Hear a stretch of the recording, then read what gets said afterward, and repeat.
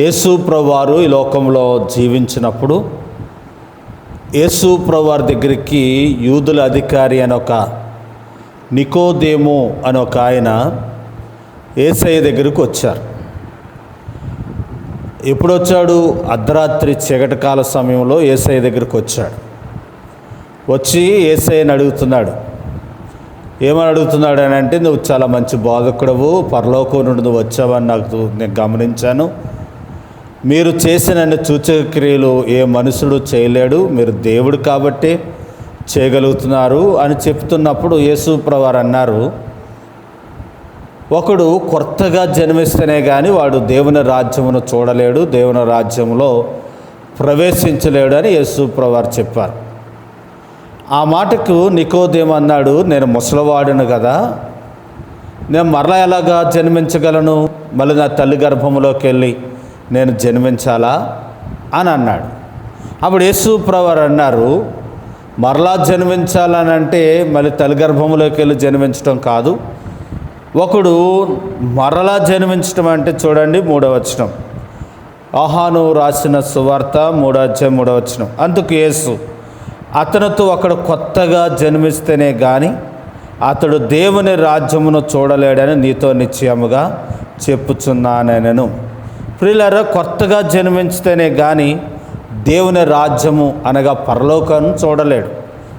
చూడండి, మనం తల్లి గర్భంలో ఉన్నప్పుడు ఈ లోకం ఉందని మనకు తెలవదు, ఈ లోకం ఇంత సృష్టి ఉందని మనకు తెలవదు. మరి ఇంత సృష్టిని మనం ఎలా చూడగలిగాం అని అంటే తల్లి గర్భము నుండి బయటకు వచ్చిన తర్వాత చూడగలిగాం.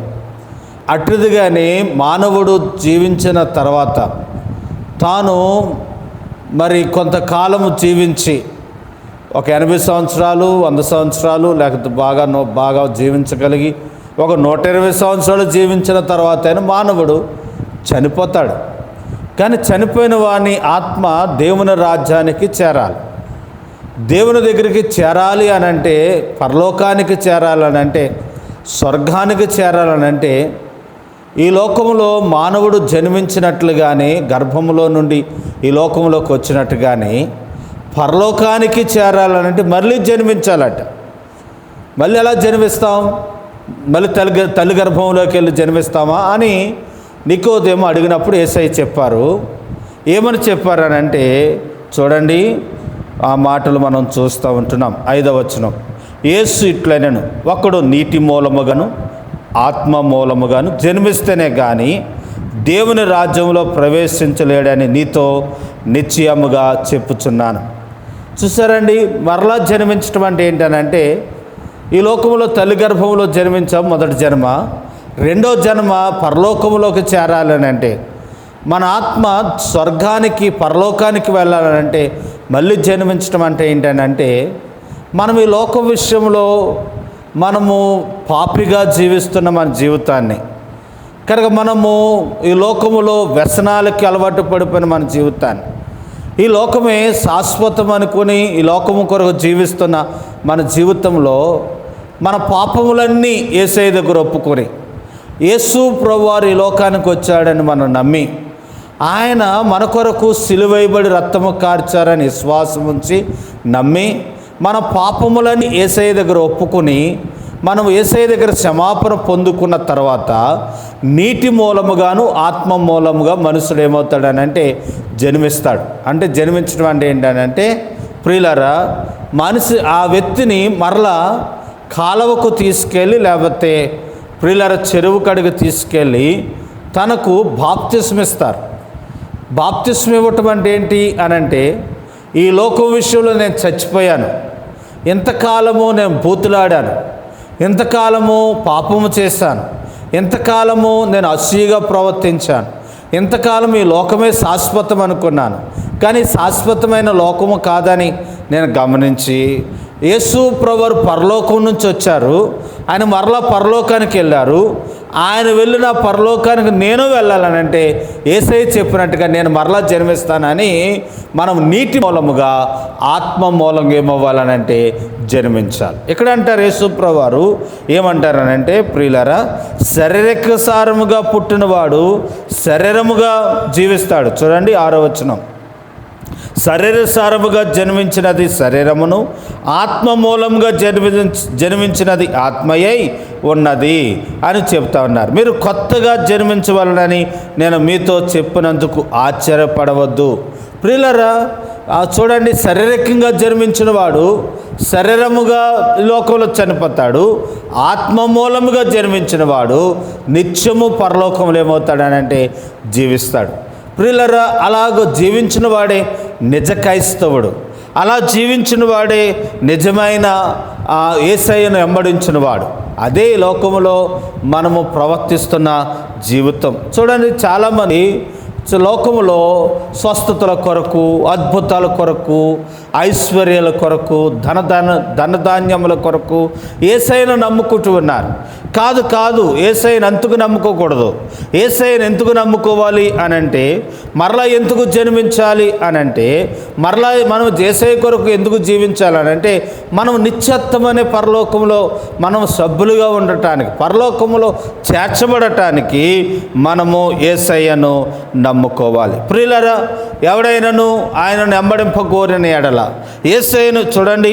ప్రియులారా, దేవుని వాక్యంలో మనం చూస్తాం. లోకాసువార్త 9వ అధ్యాయము 23వ వచనంలో చదివితే యేసయ్య చెప్పారు, ఎవరైనా నన్ను వెంబడింపగోరిన ఎడల, నన్ను అనుసరిస్తే కనుక, నేను వెళ్ళిన చోటకి మీరు అనుకుంటే కనుక మీరు చేయవలసిన పని ఏంటనంటే, ప్రియులారా, తను తాను ఉపేక్షించుకొని, ఎవడైనా నన్ను వెంబడింపగోరిన ఎడల తను తాను ఉపేక్షించుకొని ప్రతి దినము తన సిలువనెత్తుకొని నన్ను వెంబడింపవలను అని అంటూ ఉన్నారు. యేసు ప్రభువే చెప్పారు, తను తాను ఉపేక్షించుకోవాలి. ఉపేక్షించుకోవటం అని అంటే ఈ లోకములో అసహించుకోవాలి. ఈ లోకములో మనము శాశ్వతం కాదని మనం గ్రహించాలి. వాటిని మనం అసహించుకొని, ఉపేక్షించుకొని, విడిచిపెట్టి ఆయనను వెంబడించాలట. ఎప్పుడు?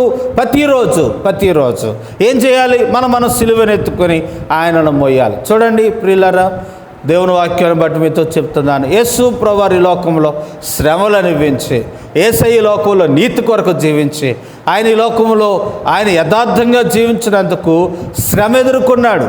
ఆ శ్రమలు మనకి వస్తాయి, ఆ కష్టాలు మనకు వస్తాయి, మనము ఎదుర్కోవాలట. ఆ సిలువను మోసిన మనము నిత్యత్వంలోనికి మనం చేరతాం. ప్రియులు, ఒక్కసారి ఆలోచించండి.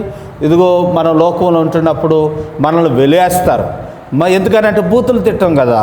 ఎందుకు అని అంటే మనం పాపం చేయం కదా, మనం వారి వలె ప్రవర్తించం కదా. వారి వలె ప్రవర్తించకపోవటాన్ని బట్టే మనల్ని ఎలేస్తూ ఉంటారు. వెలేసిన మనం సిలువనెత్తుకుని ఆ కష్టాన్ని అనుభవించి మనం యేసయ్య కొరకు జీవించినప్పుడు నిత్యత్వానికి వారసులం అవుతాం. అదే నిజ క్రైస్తవుడు, అదే క్రైస్తవుడు అంటే. కాబట్టి అటు రీతిగా క్రైస్తవులుగా యేసయ్య కొరకు జీవించి ఆయన ఇచ్చే నిత్యత్వాన్ని, పరలోకాన్ని సంపాదించుకోవాలని ప్రభు పేరట మీకు మనవి చేస్తూ ఉంటున్నాను. ప్రియులారా, దేవుని వాక్యాన్ని బట్టి మనం ఆలోచిస్తాం. ఈరోజు నువ్వు మరలా జన్మించావా? నువ్వు మరలా జన్మించిన వాడి వలె ఉన్నావా? మరలా జన్మించిన దాని వలె ఉన్నావమ్మా? జన్మించావు అని చెప్తున్నావు కానీ ఇక ఈ లోక సంబంధమైన ఆస్తులు ఇక చచ్చిపోలేదు కదా. జన్మించావు అని చెబుతున్నావు కానీ ఈ లోక సంబంధమైన ఇంకా ఆ కోరికలు నీలోనే ఉండిపోయినాయి కదా. ఇదే శాశ్వతం అనుకొని పరుగులెత్తుతూ ఉంటున్నప్పుడు ఇంకా నువ్వు జన్మించినోడితో లెక్కేంటి? ఏదో మనం ములిగేసామనుకుంటున్నాం అంతే, కానీ కాదు. ఈ లోకం శాశ్వతం కాదని, శాశ్వతమైనది పరలోకమని, ఆ పరలోకం కొరకు యేసయ్యను వెంబడించిన నిజ క్రైస్తవుడిగా మనం ఉండాలి. నేను కొన్ని మాటలు మీకు వరుసగా చెప్పుకొస్తాను. నిజ క్రైస్తవుడికి ఉండవలసిన లక్షణాలు ఏంటో ఒక్కొక్కటి తెలియపరుస్తాను. ఉన్న విషయాలు రేపు విందాం. ఈరోజు మీరు విన్న వాక్యాన్ని బట్టి మరలా మనం జన్మిద్దాం, మరలా నూతన వ్యక్తులుగా మనం తీర్చబడదాం. జన్మించానని చెప్పడం కాదు, నిజంగా జన్మించి ప్రభు రాజ్యం కొరకై వారసులం అవ్వాలని ప్రభు పేరట మనవి చేస్తూ ఉన్నాను. అటు రీతిగా యేసయ్య కొరకు జన్మించే శిష్యులుగా, బిడ్డలముగా మనం జీవిద్దాం. అట్టి కృప దేవుడు మనకు సహాయం చేయనుగాక. ఆమేన్. పరిశుద్ధ మీకు వందనాలు. ఎన్న వాక్యాన్ని నీరు కట్టి ఫలింపు చేసి మీరే మహిమ పొందమని యేసు నామములో ప్రార్థించి అడిగి వేడుకుంటున్నాము తండ్రి. ఆమేన్. God bless you. దేవుడు